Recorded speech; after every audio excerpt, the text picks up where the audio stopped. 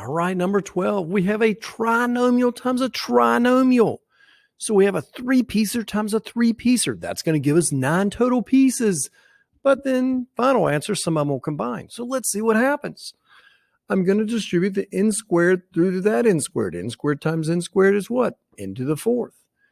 N squared times that 4n is 4n to the 3rd. And then n squared times the 5 is 5n squared.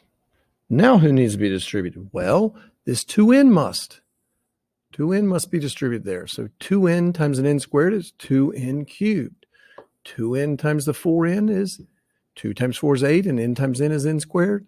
And 2n times the 5 is 10n.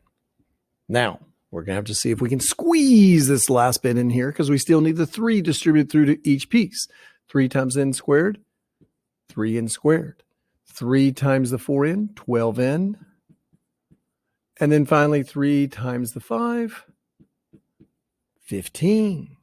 Now who goes together? N to the 4th is going to be by himself.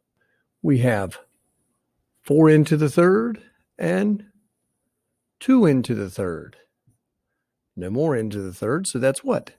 6 n to the 3rds. Now we must put together our n squareds. N squareds, n squareds. 5 plus 8 is 13, plus 3 more is 16 n squareds. Takes care of all those. Let's go with this color.